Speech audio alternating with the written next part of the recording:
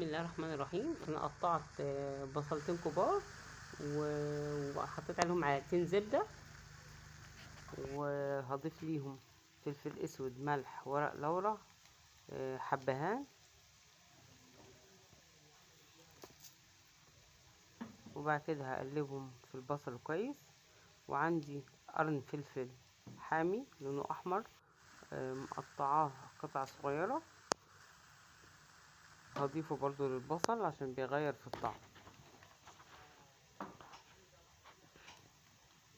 وانا مجهزة كوباية فريك وكوبايتين رز ونقعهم. انا هنزل بالفريك بتاعي على البصل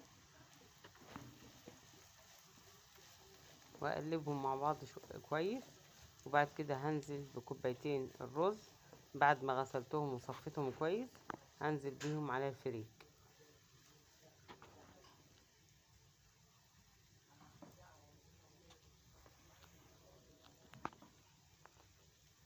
بعد ما انزل بالرز هقلب الخلطة بتاعتي كويس لحد ما تبدأ تتحمر شوية، وبعد كده هضيف لها كوباية شوربة واغطيها، اسيب الرز يستوي نص سوا هو الفريك عشان بعد كده ما ياخدش معايا سوا جوه الفراخ.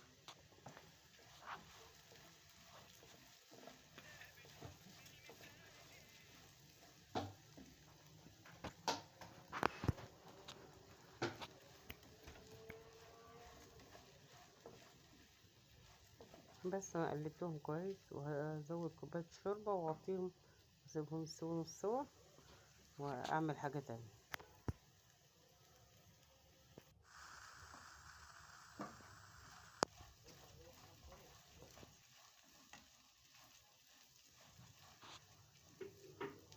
خلاص انا هبدا ازود الشوربه دلوقتي.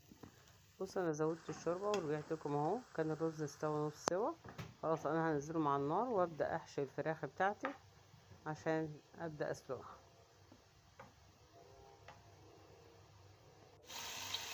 وانا هنا حشيت الفراخ وهديها صدمه في الحله واضيف لها الميه عشان نعمل الشوربه.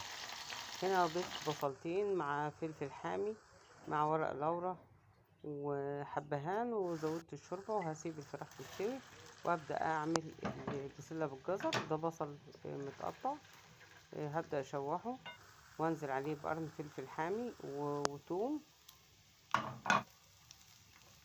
التوم انا مش عاملاها قطع كبيره شويه بس. وبعد كده هنزل عليهم البسله والجزر، هنزل عليهم بالبسله والجزر واقلبهم شويه. وبعد كده انا عندي صلصه مجهزاها، هضيف الصلصه بتاعتي وازود كوبايه شوربه واضيف مرقه واسيب البسله بالجزر تستوي.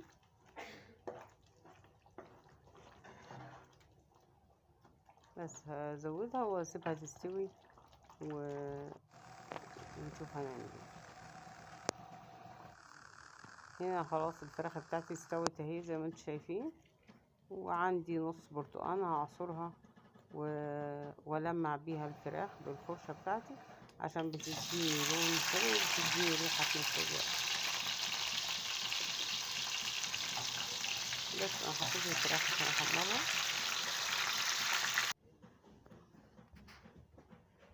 وخلاص انا خلصت الاكل بتاعي وهنبدا نتغدى.